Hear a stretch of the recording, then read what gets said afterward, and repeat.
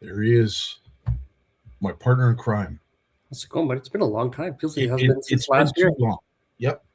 Like how long, Dan? I think it was just before Christmas, wasn't it? Was our last one? Yeah, it was. We've been busy and kind of haven't been able to link up and lots of stuff going on, but it's been good. I was excited for this. 100%. And I will say this, for those who live in Southern Ontario, I speak for everybody's weather, but what we experienced down here was a tease. That is a taste of spring. And for folks who are tired of shoveling it, tired of slipping on it, tired of seeing it, I'd like to think down here in the south, most of our snow is going to be gone by the weekend, just based on temperatures and rain alone. But what's it look like up your way, Dan? It's beautiful. It's 6 degrees today. Like I just spent a week in Belize, so to have it come home and all of a sudden it's nice warm weather. This is exactly what I hoped for, So getting rid of us. We were 6 degrees today, and we're going to be in those 5 to 6 degrees all week. Same thing. We're not going to lose our snow, unfortunately, but we might beat it down about 50% at least. Anyways, it's good ice fishing time. Actually, this is best time to be out ice fishing. The best weather for it. True enough. True enough. Stephen, how you doing, my friend? Thanks for all the shares, and of course, Gary, unfortunate to hear about what happened to your hut. Hopefully they find those kind of people that feel that it's okay to bust into somebody's property and take whatever they feel. It's a shame that has to go on, but Gary, our thoughts are with you, and hopefully the final. When he came on to talk to us, Dan, it looked like that fishing had pretty much cured his anger. Well, he said it did anyways. I believe him. And it's kind of unfortunate, you see that all winter long, but it's also open water season. We have people at boats and marinas that have the same problems. So it's kind of sad to see, but hopefully it all works out for him. And I'm glad the fishing worked out for him. No kidding. Well, we have a bit of an announcement to make. And of course, there's going to be a series of announcements that we make in regards to the North Channel Walleye Open that is happening again this year. You want to bring us up to date, Dan, on what's been going on behind the scenes? Lots been going on. We're well and far ahead than we were last year. We've got I think 5 teams registered already, so we're compared to last year. We had 1 at this point, so we're very excited about that. So keep them coming, guys. We love it. I know a lot of guys are coming this year, and we're excited for all of that. And the Great Lakes. Thanks to Steve Meetings for jumping on board, giving us that loyalty award that we've been talking about. So everybody who fished last year registered this year, you are automatically in that draw and you can win your registry fee back. So that's a pretty exciting opportunity. And I know Scottie's been working very, very hard on a few projects. And I can't wait for him to get ready to announce all those. And I know it's coming probably in the next coming days. And we're very excited for that. And all of our sponsors that have come back, we're thrilled about that. So a lot of our prizes that we were going to give away last year are already here, committed to us. So things are looking very, very good for 2026. 100%. New sponsor that's jumped on board. I have to find out the finer details. Hopefully I'll find them out as early as tomorrow. And hopefully this weekend we'll be making a pretty cool announcement in regards to what we would call an early bird giveaway. And it's not just one. It could be several. So we'll wait and see. But for right now, as I said, it is cool. The NCAA is moving ahead as expected. And it's nice to see that we've got a bunch of teams that have already signed up. But if you need direction or are interested, head on over to our Facebook page that has the Google Drive link that you can click on and get yourself and your teammate enrolled to participate. And we're working hard on our promotion this time of year. Because we're further ahead, we're not scrambling down to the 11th hour for our sponsorships. Now we can actually concentrate more on promoting the event and building it up. But I'm really excited what you got on the go because, like we just discussed before that, they can go and we have multiple options and that could benefit everybody. And I like that. And there's a certain what je ne sais quoi, what you would is we are directing a lot of our attention towards, you ladies, the wives, maybe it's the husbands. But everybody's got a honey-do list that has to get done, and we're going to try and help our participants get that honey-do list done, so that they can participate with ease, without any regrets, without any guilt. It's just going to be a fun weekend of fishing. And I love the way you lean into that because that's just a perfect way to put that. And we've spent a lot of time and focusing on women like to fish this event, and we always felt they were getting some kind of, they weren't getting their just due. So we wanted to make sure that the females are recognized. And you're absolutely right. This is a good excuse to join out, jump on board. Amen. So we're stopping we're stopping nowhere. Everything is open to us. Our ears and eyes are wide open, and needless to say, we're thinking outside the box, and we're thinking of everybody, not just the participants, not just the sponsors, not just the spectators, the organizers, the volunteers, but of course the ones we're leaving at home. So yeah, we're thinking of all of you. We have, and this I will say, Danny, I was really excited. I talked to these lads at great length every chance that I get, because I truly I admire both of them, especially not only of what they've accomplished and sort of the direction they're taking, but how easily it just sort of comes to them. One of the things that we talked about before we went live is their engagement when it comes to being in front of the camera, being in front of the mic. I know folks have asked me, like, Scottie, how do you do it? And I really don't know how to answer the question. So now that I have Ian and our good buddy Christian, I can point at them and just say, ask them, because they figured it out. And they're not as old as I am, so they still remember how they do it. What I'm more impressed is you and I are that generation where we can have somebody else as a cameraman filming us, and we're comfortable. We understand the rule. This is all stuff that they just do on their own, and it seems like maybe they're just so used to having cameras everywhere on them that we're not thinking that way. And it's kind of exciting to watch. We get a good experience watching Joseph go through his experiences, and all of our other friends that do that. So yeah, we're keeping an eye on these guys. It's nice to touch base once in a while, and you realize, like, Jesus, where are you guys going with this? I can't even keep up with that. 100%. Yeah. So we'll get a taste of both of them behind the mic. We have a little treat for you.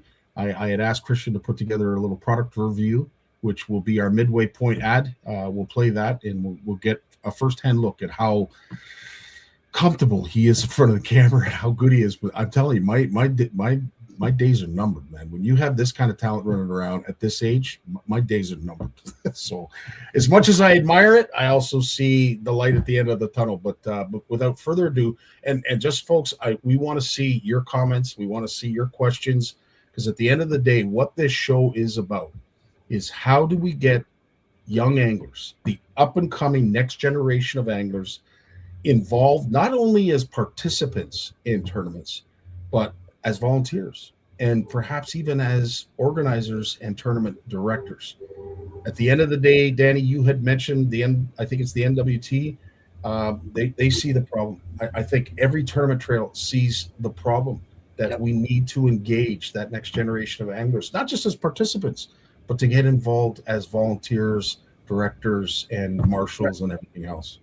And currently, right now, like there's I don't know what you would call that position that's open right now, but MFN is currently looking for someone in that upper position in the organization to really help and spearhead things. So it's not often that something like that comes up, but it's a good experience if people are eager to get involved with it. But you are volunteering. It's people forget that this is just our time that we feel that we're able to give up to do this kind of stuff, so that everybody else can enjoy. So. But I'm with you too. It's kind of curious. I want to talk to the kids and see like what's pulling them into the events. I was a late bloomer to tournaments. I was my late 30s before I even started getting involved with tournaments. So it's what took me so long is kind of disappointing once I got involved with it. So how can we attract that? And we'll get to because I'm just going to conduct kind of like a questionnaire. It is a discussion. We're open to all. Again, guys, we want this to be interactive. If you have questions, if there's something we don't ask that we don't touch on, by all means, throw it in the comments, because we want to get inside the heads of these two, and you're going to help us do it. So without further ado, let us introduce tonight's guests. Good evening, gentlemen. What's going on, Scottie? So no more, and Rob Jackson, if you're listening, no more am I going to call you Leuan. I was corrected, and we got it, Rob. Unfortunately, I was trying to update my computer, which absolutely went blank before we went live. So I'm just glad that we have picture, sound, and everything's working. But it's not Leuan, and I'm sure a lot of folks have made that mistake. But the true pronunciation of your first name, go. So it is Yayan. Yayan. And the best way I can probably teach people to pronounce it is think of Ryan, but replace the R with a Y. Yayan. And that's how you pronounce it. Sorry, Daddy, I just got to write this down. Yeah. That's the H thing kicker. He has to write it down. He can't Absolutely, 100%. I'm writing it on my hand. And then, of course, Christian, thanks so much for having a simple name. But Christian DaSilva is with us as well. And please introduce yourself, Christian. Yeah, my name's Christian DaSilva. I'm 14. I'm a high school bass angler and all species angler and love fishing. And yeah, as you said, I got a simple name, just Christian. Perfect. Okay, lads, I need your help. Danny and I need your help. And so what we're going to do is this is a bit of a brainstorming workshop type environment that we're dealing with tonight. I think I don't know of any tournament trail that is not having an issue with numbers. I would say the kayak industry in their community is one that is continuously growing, but where they may fall short is volunteers, directors, marshals, just people that genuinely want to help out. So with that being said, what we're doing tonight is we are going to try and figure out not all the world's problems, but just the problems of the angling community, which is how do we truly engage and get that passion lit in the next generation of anglers? And you two are going to help us. Christian, let me start. I'll ask you, when did you start competitive angling? I started competitive angling when I was around like 11, 12. My dad and my brothers got me into it. We started the Saga City Junior Bassmasters, which is the club I'm a part of. And that's what got me into competitive bass fishing. But I've been fishing all species my whole life. It's a family thing. It's an amazing thing that I got into. And I'm so grateful I got into competitive bass fishing because it's opened like a whole new world to me. And it's taught me so many things. And it's great for the younger anglers, not just myself, but other anglers who want to get into fishing. I think competitive bass fishing is a great thing to get into. Before we move on, because I know Danny's got a question that he wants to ask you about that thing that's glimmering in the background. Yeah. What was it? Like, what was the aha moment? The lighting of the torch, if you will, the light going on that said, you know what, this competitive angling, like I can really get into this. Was it because you won? Was it because you got a big fish? What was it that got you intrigued about competitive angling? Honestly, exactly how you just said it. It was a tournament on a little small lake called Island Lake. And funny enough, it's actually that plaque right there. I caught my first ever PB largemouth bass. It was a 4.38. And nobody could believe I caught it. And then our seniors had a tournament right after our tournament. So they're all looking at me and wow. And I was like, man, I think I want to do this. Like, I was like, this is fun. And I got so excited and I persuaded tournaments from there. And it was just like, it's just a thing from now. It's a sport that I love doing. And that was a special moment for me. That opened the gates to the fishing community for me for sure. Right on. Danny, you go ahead. So last year when we talked to you, you were actually prepping for a big event. Yes. And you need to tell us, here we are a year later, we need to know how that all went and what's your story behind all that? Well, for those of you who don't know, the OBN juniors, Ontario Bass Nation juniors, have a qualifier every year. Last year it was on Lake Erie. And if you win the qualifier, you get sent down to the States, as I will. As Danny said, the trophy in the background, I'll be sent down to Tennessee. But anyways, besides that, the story on Erie, Erie is a very fun fishery, but, as like a younger guy or angler, the nerves can get to you. And it's like, tournament fishing hasn't always been my thing. Like I haven't been doing it for years and years and years. I think I was about a year and a half into it. So the nerves were definitely kicking, but, it's all about just putting your head down, fishing for fun. Sure, it is competitive. Just fish for fun. You can have some competitiveness. Like me and my partner, Michael Florio, we did very well. And thank you to his dad. He was very nice guys. But the whole story, it was very, very interesting story. We booked a a little apartment or motel kind of thing. And, you know, we have all my other juniors from our club staying with us. And after day one, we were leading day one. So, you know, it's like you got to hide all this stuff from them and you got to start gatekeeping. They're like, oh, you got any waypoints? You got any stuff you want to show me? So, yeah, it was a very fun tournament. And you get to know so many more people. I met some awesome people. And it's a great way to get your name out in the fishing community. And if you end up winning it, you get to go down to the States, you get your name out there, and you get an opportunity to win, you know, down in the States, which is obviously a lot more, you know, better than winning up here. But I'm really grateful for OBN, for the juniors. I'm really grateful for it. They put on a great opportunity like for us every year. It's on Lake Erie again this year, August 20th and 23rd, I believe. And for anybody watching it who is a kid or has a kid that would like to get into bass fishing, sign right up, search it up, Ontario Bass Nation. Sign up as a junior. You can compete in your nearest club. I myself am from Brampton, so my closest club would be Mississauga. And every year we have a qualifier. Like I said, this year it's on Lake Erie, and who knows? You can come take the trophy from me if you're really good enough. I wouldn't doubt that there's somebody out there that could take that trophy from me. Especially on that fishery. You're well said. Wow. Okay. Well, we've learned everything we need to know about Christian and certainly his path and journey to get to where he is now. Now we will speak to the one and only Ian. Perfect. I had the pleasure of meeting first. If I'm not mistaken, we first met at Jim's kids event at Sealy's Bay, wasn't it? Yeah, that was the first place I met you.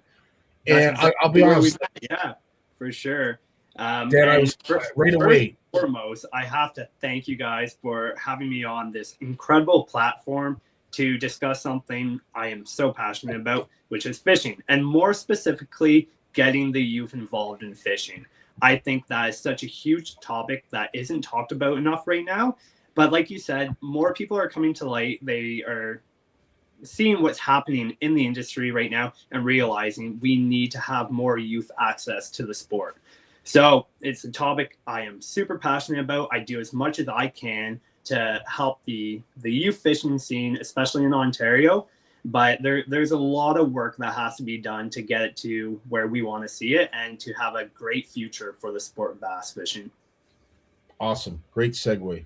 And I will say this, your partner Aiden is going to be coming on from time to time as well. But, again, I love your partnership. You guys are, the yin to your yang. You're the white to the black, the north to the south. Like, you guys just fit together perfectly. Have you always been competitive fish anglers together, or did you just meet at a tournament? How did that all happen? So it's kind of funny.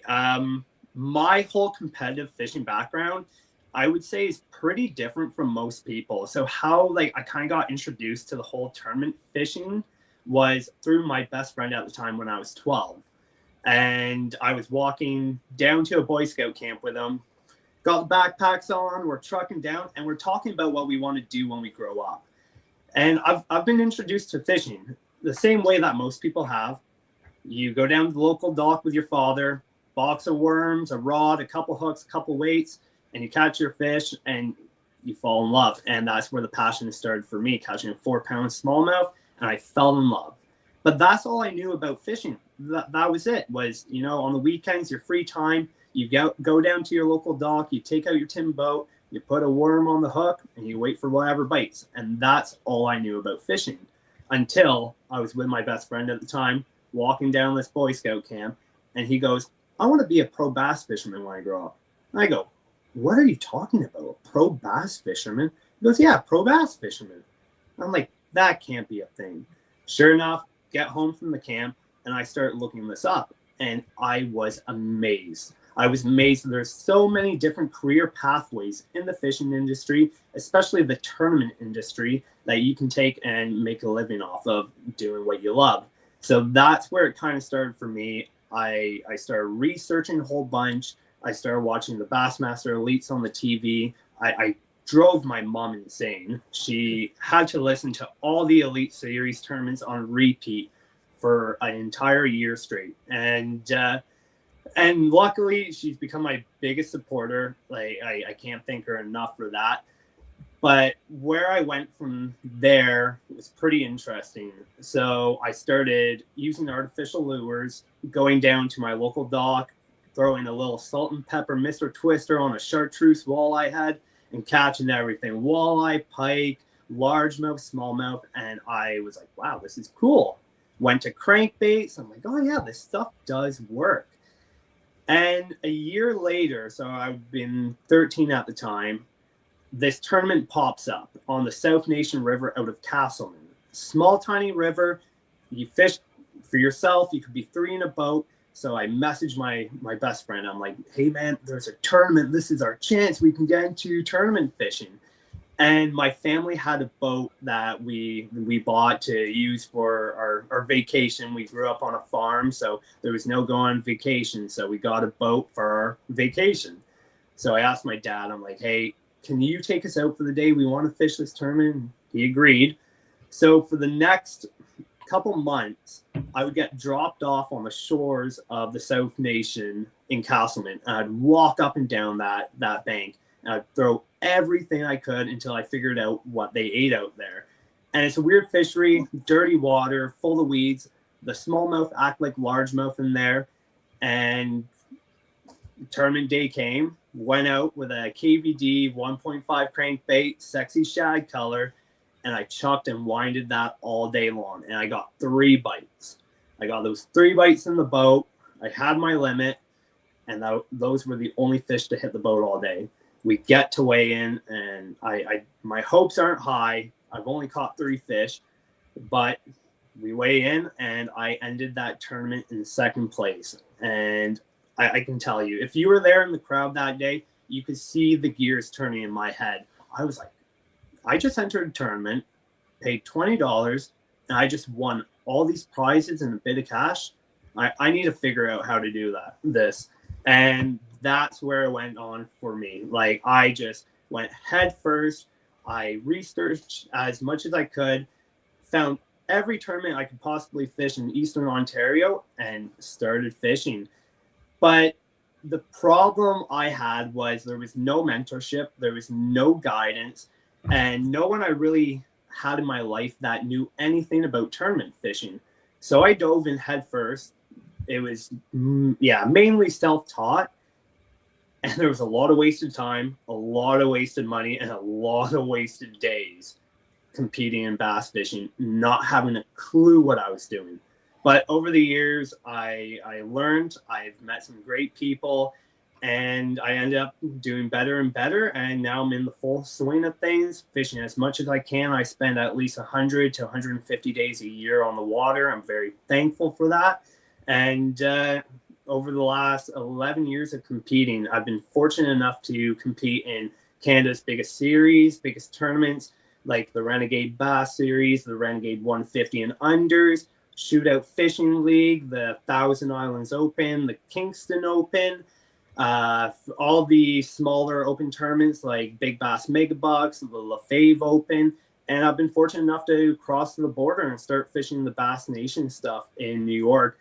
And over the last 11 years of tournament fishing, I have been more than grateful to have met some of the most amazing people. I've worked with some incredible brands, and now work very closely with some incredible people. I have some great mentors in my life, some great fishermen that are now passing the reins down to me and teaching me everything they know about bass fishing. And over the years, through fishing, I was out on the ice one day, ice fishing with a few buddies, and I met Aiden, and we started chatting about fishing, how he's seen me out fishing with an old coworker of his. And I was like, oh, cool. Like, you're all into the bass fishing too. And he was just kind of getting back into fishing after not fishing for about, I think, 10 years. So we fished a few times on the ice, and then spring rolled around. I just bought a new to me boat, older Pro Craft. I got the boat, went out, second time on the water with it, the motor blew up.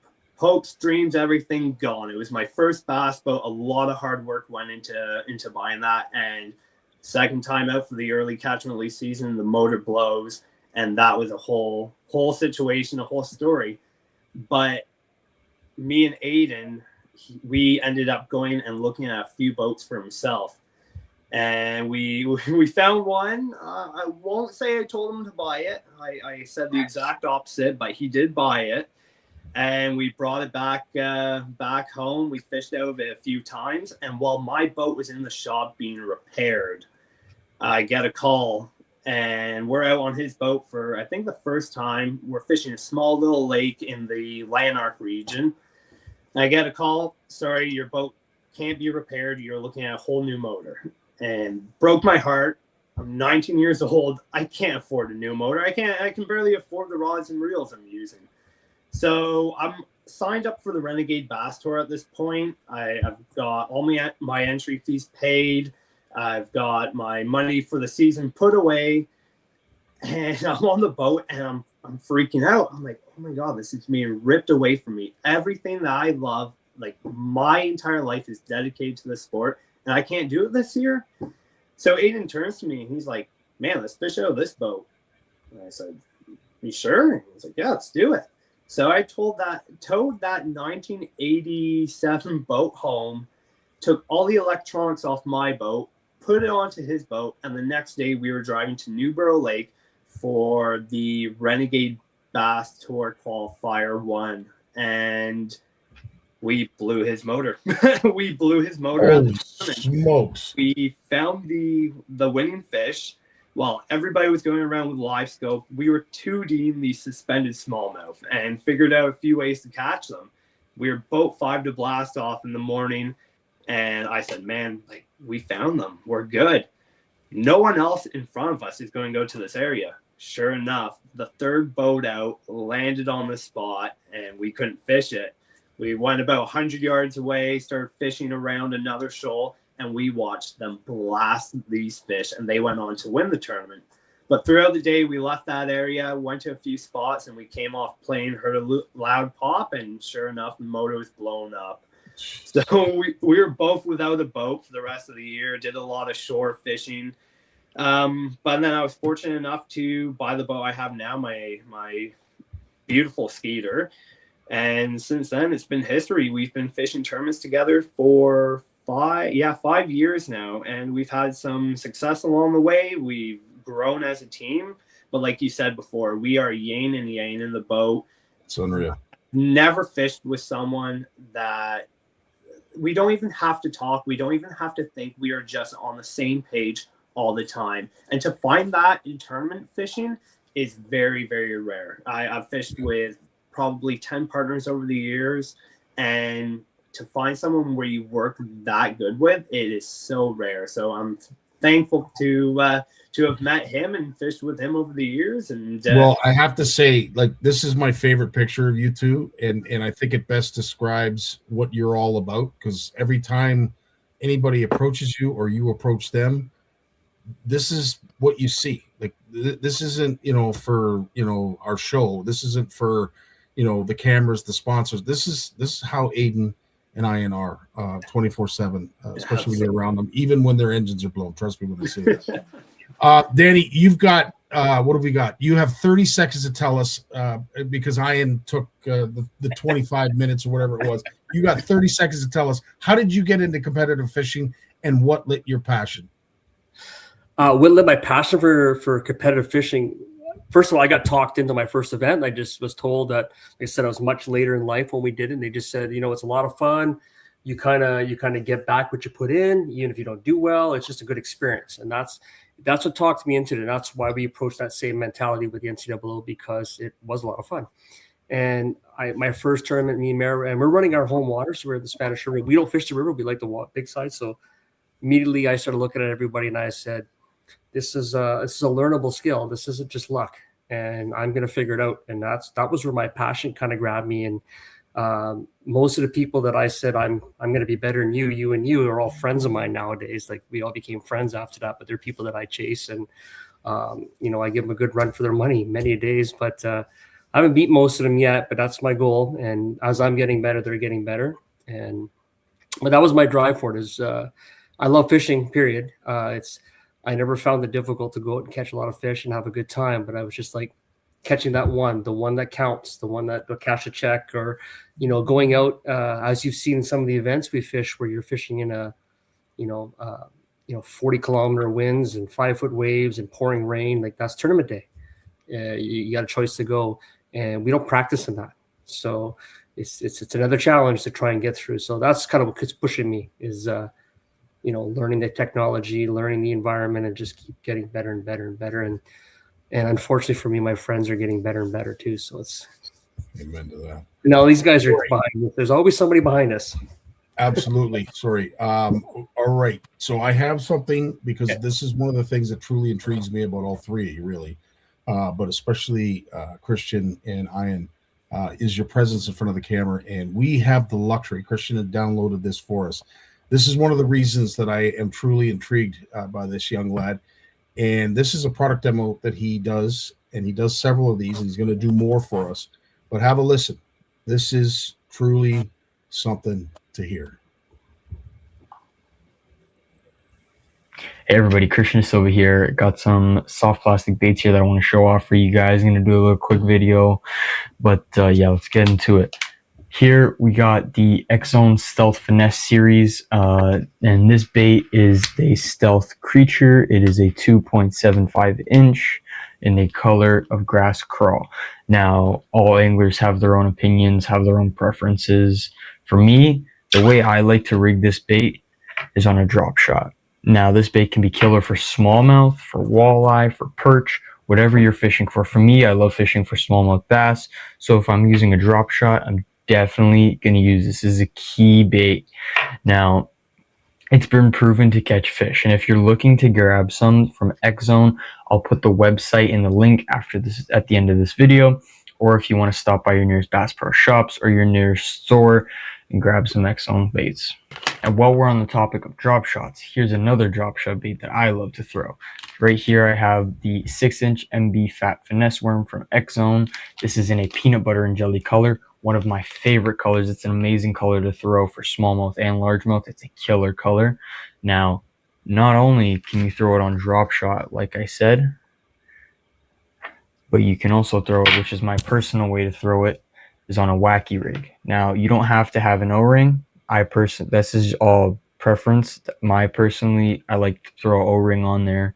It helps you save more baits. Now, if you do want to get some awesome baits like these, and they're proven to work, these baits have helped me in so many tournaments down in Lake Erie and other tournaments, and these baits can for sure catch fish. Now, if you want to grab some baits, I'm going to put a link at the end of this video. Or if you want to go to your nearest Bass Pro Shop or your nearest store, or the next show, which is the March 19th to 22nd, you can catch me there. Go stop at one of the booths, grab you some X-Zone stuff.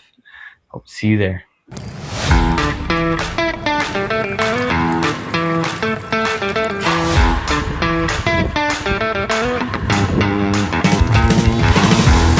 Good job, bud.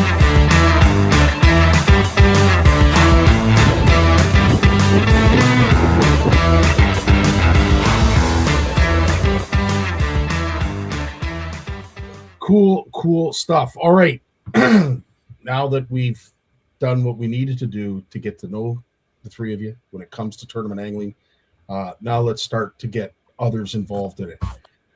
I went around the room, and obviously there's a consensus because there was an association that got you involved in tournament angling. Christian, obviously it was your dad and some of his buddies. Were they the I would say primary force in not pushing you, but exposing it to you and allowing you to sort of enjoy it at your pace, at your leisure? But at the same time, they were also being mentors. And I think based on what you're saying, that mentorship was truly integral to you becoming where you are and enjoying bass fishing at a competitive level as you do. Yeah, honestly, my dad definitely got me into it. My dad and my brother, they're big into the tournament fishing. They do the senior club. But honestly, the main thing that really intrigued me is watching the elite guys. The elite guys, you know, seeing what they can do, seeing, you know, these guys in these fancy boats cashing checks for hundreds of thousands of dollars. And it's not just about the money, but just the excitement and all the cameras on you and all the fame. You know, it gets to you, and it gets not only mine but other young minds excited. And catching that big fish and catching a fish, winning a tournament can just like excite your mind and just open a whole nother world of bass fishing to you. And honestly, I will say my dad got me into it, but the elite guys, that's where I started my interest, is watching all these guys on YouTube like Cooper Gallant. I've said it before. He's a big reason I like bass fishing, is learning from him, talking about, X-zone baits, him talking about how to fish these baits and, technology and how he uses it. It's a lot to learn. And once you start to learn it and then you use it in real life and you see that it works, you get that feeling where it's like, I can do this. And it's like, I can catch these fish. And soon you're going to start learning and you're not going to have to listen to these guys anymore. So, definitely being on the water teaches you, but the elite guys, the mentors from my club, there's a lot of guys that, teach me some stuff. They give me baits, all this stuff, take me out on their boats. And it's like the time on the water, it's just so enjoyable. And, talking with all the senior guys that have, been to the States, fished these tournaments and telling you about their experiences. And it's like, dude, this is sick. Like, I want to do this. I want a shot to do this. And they're all great mentors, but yeah, it's definitely something all young minds should get into, is fishing. That's awesome. So, Ian had a friend, obviously Danny as well. You had friends that got you involved, and of course your dad and his buddies. Okay, so we're at that tournament level. Now, Christian, something that is unique for someone your age, because you don't see it very often. It's one thing to participate, but it's another thing to then volunteer and to become a part of the staff, if you will. Yeah. What drew you to that? Was it your dad dragging you along at 5 o'clock in the morning for a blast off? Like, walk us through all that. How did you get so involved? Well, the first ever volunteer work I think I did was an open tournament. It was on Gloucester Pool. It's a Mississauga Open that they do every year.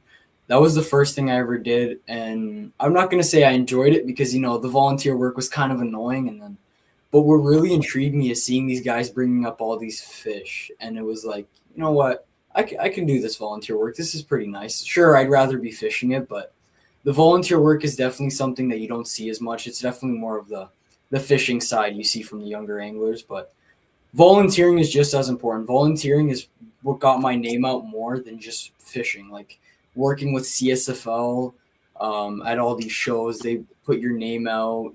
You learn a lot of stuff too. Like, you can talk to all these anglers, volunteering at other opens. Like, I know I volunteered at a couple berry opens and some tackle swaps, and, it gets your name out. You get to know people get to know you. And, it's a great community and everybody gets connected very easily because, bass fishing, it's not a big community, but we all see the same way for each other. And the volunteer work is definitely a way that young anglers should get into, because they can get their name out more than just fishing. And I think that's the more important part, is the volunteer work. Because once you put in that volunteer work, your name's going to be out there and you're going to learn all this stuff about fishing. Like the Joey T's, my friend Bardia, like these guys, they've all taught me stuff just from doing like volunteer work with CSFL at tournaments, at tackle swaps.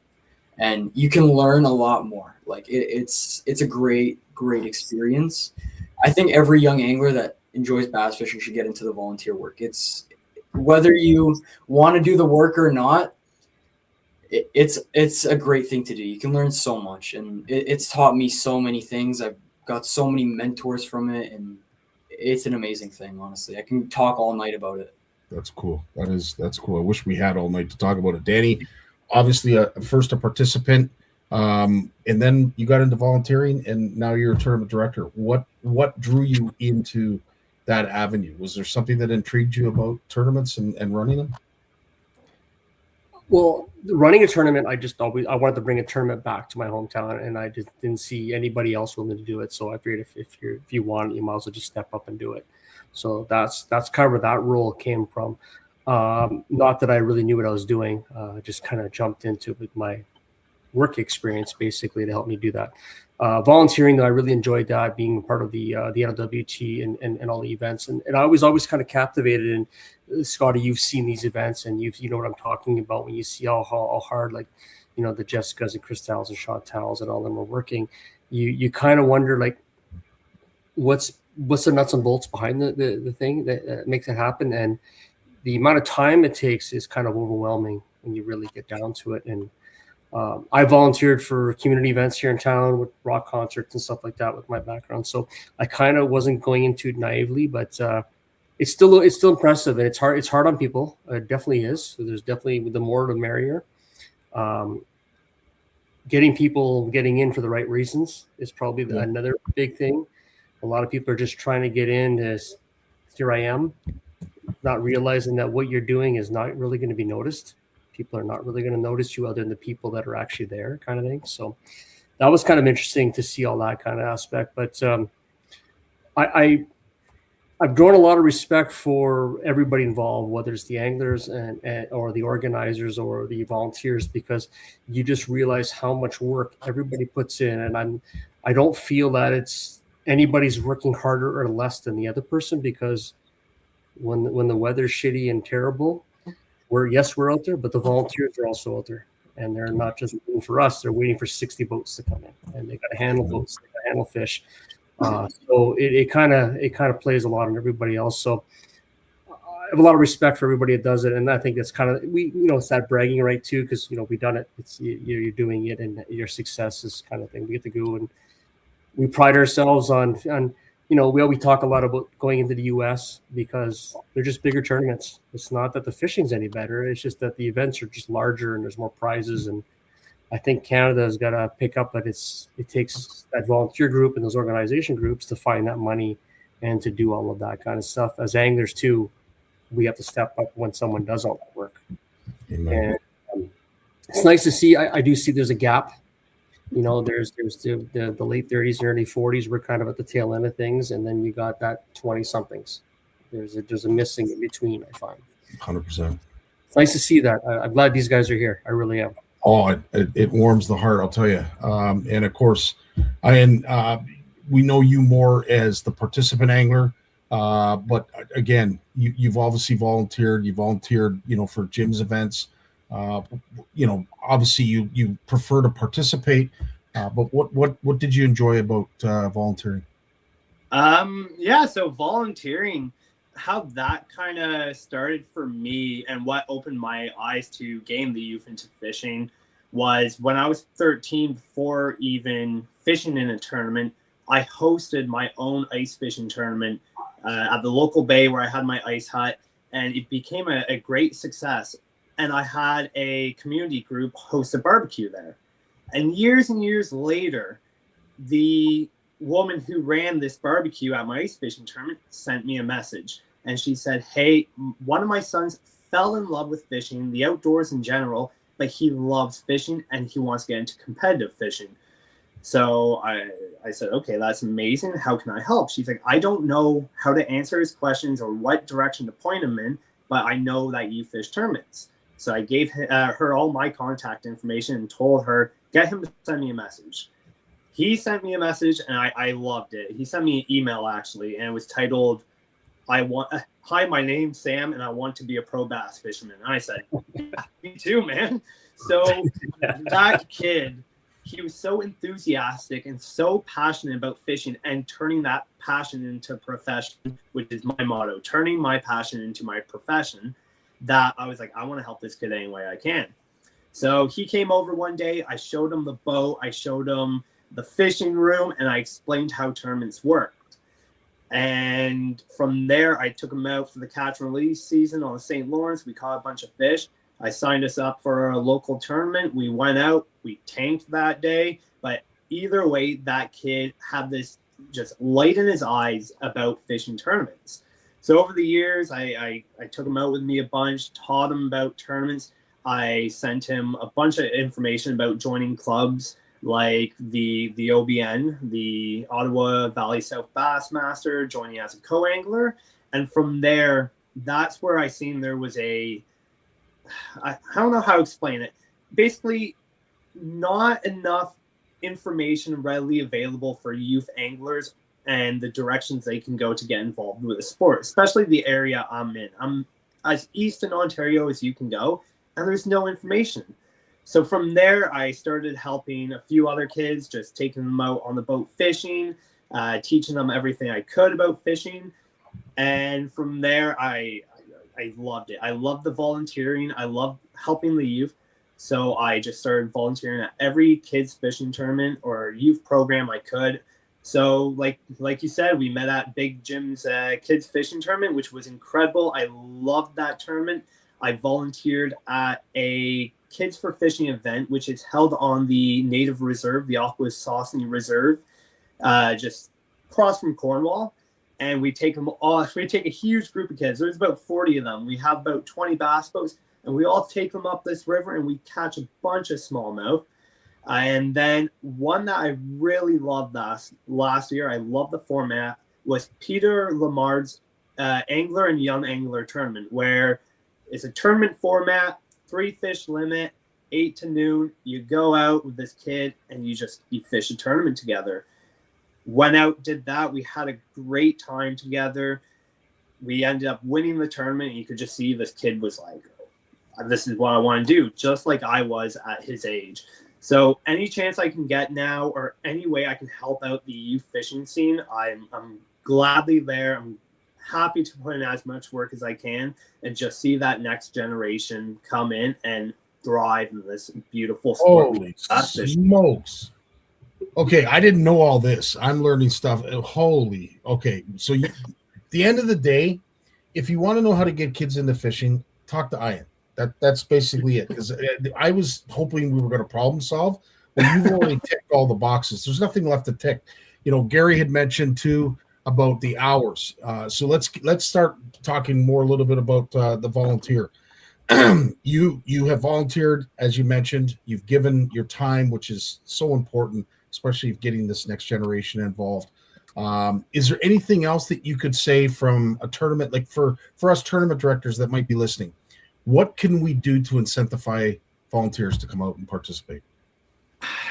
So that's, I think, a tricky question, because I've come to see it in the sport a lot. You talk to a lot of people, a lot of tournament fishermen, people, maybe not even tournament fishermen, but fishermen that are always on the water, your volunteers at events, and you talk about getting the youth into fishing, and they're all about it. They want to see the youth come into fishing, but when it comes time to putting in the work, putting in the time, the hours to volunteer at these events or create events for these youth to fish, it seems that people just kind of disappear. They're not there anymore. They're not there to put the work in.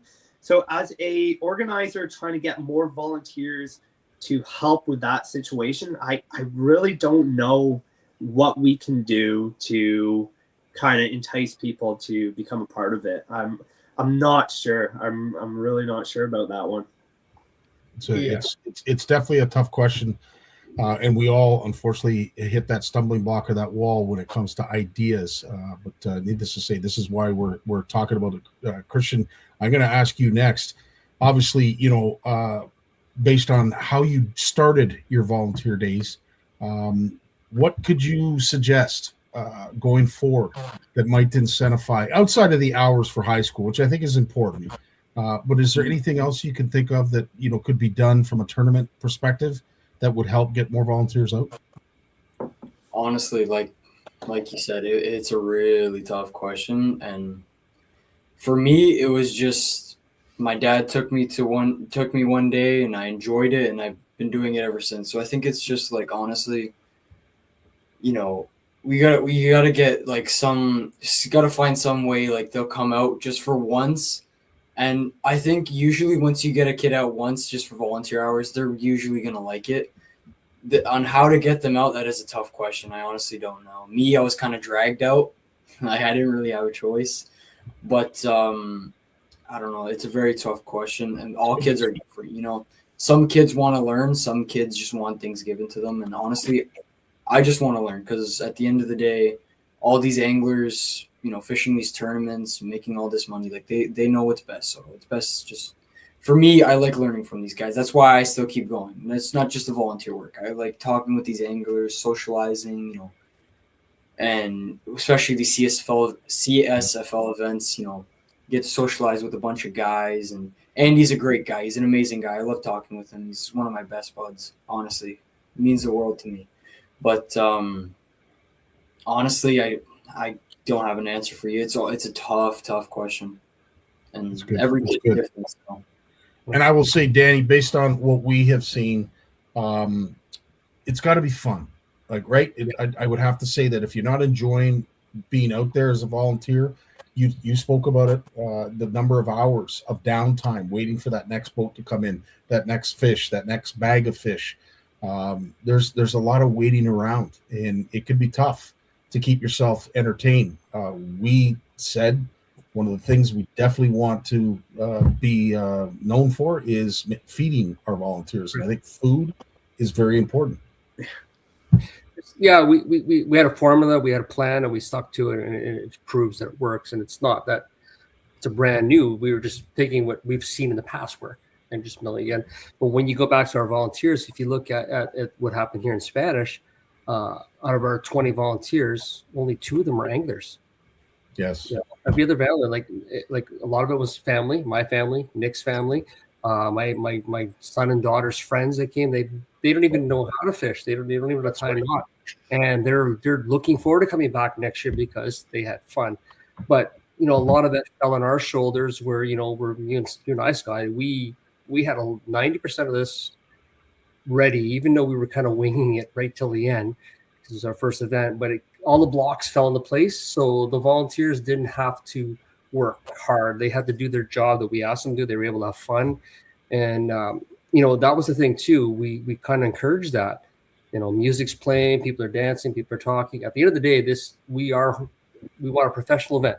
We have strict rules in place. We have rule marshals and everything else in place because there's a lot of money on the line, and we want to grow this. But on the other aspect, you still want to be able to have a lot of fun. It can't be all business, right? 100%. And I think we got very lucky, and I just don't know how we actually got there, to be honest with you. I've kind of scratched my head, and I've got more that I said, yeah, I'll come next year.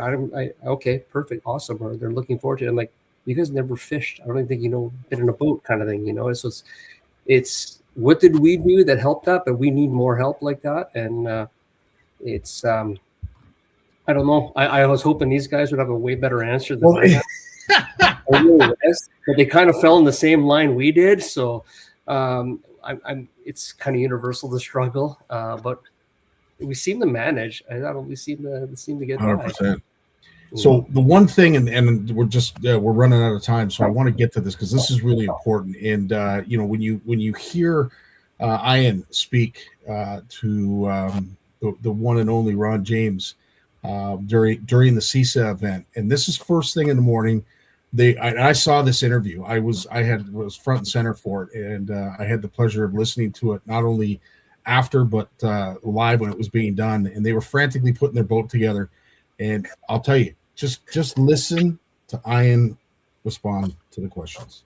Cut line for the money. You're obviously going to get some Milwaukee prizes, which is still phenomenal. But to make that cut and bring in a dirty 30, you got a chance to win this. Absolutely. Like, we need an absolute monster bag, but it's doable out here. It really is. This lake is insane, full of big fish. They're hard to get to bite and get in the boat. I mean, you're only getting maybe 8 to 10 big bites a day, and to get them in the boat is another story. They like to jump. They like to spit hooks. It's a wild ride out there. Like yesterday, I had a 5-pounder on for about 4 minutes, jumped right beside the boat, spit my bait at me, and luckily this guy was on the net and caught it midair. So they're wild out here to get in the boat, but totally doable to bring in a big 30-pound plus bag, and hopefully we can do it. Well, there's a young team you got to watch out for. Absolutely, they are. And I have to say, that's like 5. What was that? I am 5 o'clock in the morning. Yeah, I think it was about 5 a.m. We just got the talon put back on the boat. Like you said, we were frantically getting the boat back together. but nowhere else on planet Earth I'd rather be than ready to blast off on Lake Ontario at 5 a.m. True enough. Well said. And of course, when it came to some of the live coverage, a lot of their performance kept us engaged and pretty intrigued, as you can tell by this. Different things. How different was the pre-fish compared to? Oh my lord! Oh my! Uh-oh. Wow, dude, that's a 7-pounder. Wow, that is going to be an interesting one to see at the scales. Holy smokes! So not only are they good at doing what they're doing, they're good at doing the fishing aspect of it. Of course, something too that I want to talk about before we go is your presence in front of the camera. We just heard you firsthand, Ian, and of course we saw your product demo during our break there at the halfway point, Christian. But again, what was it that compelled you to get behind the mic? And I'm speaking to you, Christian, only because, as I said, that is what really I think turned the page and turned my focus to you, was your presence behind the mic and in front of the camera. Tell us a little bit how that all came to be. Yeah, I mean, honestly, like talking to other anglers, like learning stuff, like I said, like I've been talking about it this whole time. I'm sure you understand. Talking to anglers is my favorite thing in the world. You learn so many things, and talking about products. Like for me, I'm a big X Zone guy, and so are the Joeys. They're big on the X Zone. They just came out with a new bait, the GBO. They were talking to me about it, showing me about it, how to fish it. And at the time, this bait didn't come out yet. So, it's really interesting and you want to learn. But it's not just about like talking to the anglers. It's, for me, I've always had a social media side to me. Like I've always wanted to do some sort of YouTube or interviewing, and it's always been interesting for me. And I think every angler, not just young anglers, every angler should get into like interviewing and just, doing product reviews like I do, and like a couple other juniors I know do. I know Trevor does a fair amount of those. And he honestly got me into that. Like Trevor told me, you want to do all these interviews. That's what's going to get you out there, and that's what's going to help you. And now that I'm not even doing it to help me anymore. I'm doing it because I absolutely love it. Like talking about fishing, and especially in front of a camera where I can share my knowledge like I am right now. It's absolutely the love of the game for me. And, especially when people come up to me in person and ask me like, hey, I've seen your videos before. I had a kid come up to me and say, hey, I've seen your videos before. And he talked my ear off about some X Zone products. And it's just like, meeting people who have seen you in like online and have learned stuff from you, and me knowing that I can teach people about something I love. And, X Zone is an amazing company that I love to promote. And I always hear good things back from whoever I promote it. I got a couple buddies, a couple of my dad's friends who always say like, the bait you recommended me is a killer. Definitely going to listen to you from now on. It hits me in the bottom of my heart. Like I love helping people. So knowing that my videos and, telling people like how to rig your bait, what to use, just in general, I love doing it. And I love how people like actually watch the videos, and, I really appreciate it at the bottom of my heart. I really do. Well, that's very well said. And I will say you touched on Trevor Barnew's interesting story with that, and Trevor can be the witness and my testament to it actually happened, because I said to him at the Spring Fishing Boat Show a number of years ago, he was a young lad. I wasn't looking up to him at that point, which I was very happy about. But I said, one of these days you're going to be on this stage. You're going to be in front of the tank. You're going to be doing product demonstrations. I've seen you do a couple of your videos. I like how you edit the videos and how you put them all together. But I said, one of these days you're going to be on that stage. And I will never forget. It's one of those things I'll take to my grave. When Jason, his dad, he said, Scottie, and I could hear him on the loudspeaker, come around the corner for a second. And I came around, there he is on top of the tank doing a demonstration. And it was like, yeah, I'll tell you, it was awesome. It was such a feel-good moment for me to see it firsthand. Because I'd been telling them for years, you're going to be there. I promise you, man. I'm telling you, you're going to be there. And I will say that for both you and Ian. I am just taken back by your angling prowess. All three of you, really, in all fairness. All three, I'm hammered by your angling prowess. But I'll say with the two of you young lads, I really want to see where you're going to go, not just from a competitive standpoint, not as a participant standpoint, but where you're going to go with, the social media, the interviewing, the videos. I am going to be one of your biggest fans. I'm not going to lie. I'm intrigued and at the edge of my seat every time I see you guys posting something, because I learn a few things. You know what I'm saying? Danny, we're at the end of the hour, but I don't want to be the last person to speak. So I'd love for you to chime in here, if you could.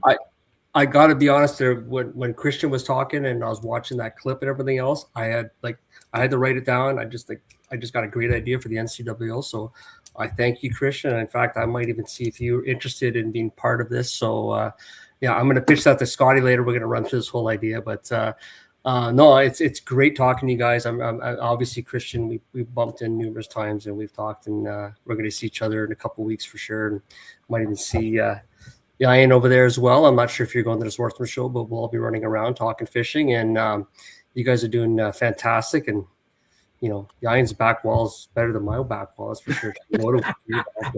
All exo. Yeah, I get a lot more. Well, with that, it is the end of our Power Hour, and I want to thank both Christian and Ian for joining us. Of course, as Danny, as my partner in crime. We enjoyed doing this. We're going to do more of it. We're going to have these two with us, hopefully on a regular basis, although they're the participant side of things are going to get a little busier as we move a little bit further on, and this wonderful weather keeps teasing us with the thought of open water. But again, thanks to the two of you. This might end our broadcast or our live, but please, I invite you to stick around, because the after party is even better when it comes to the Power Hour. I want to bid you all farewell. Have yourselves a great week, and thanks everybody for joining us, participating, leaving a comment, and hopefully if you didn't see it from the beginning, go back. It was worth a listen. All the best. Thanks, Blaze, and thanks everybody for tuning in. Thanks again, guys. Thank you, guys.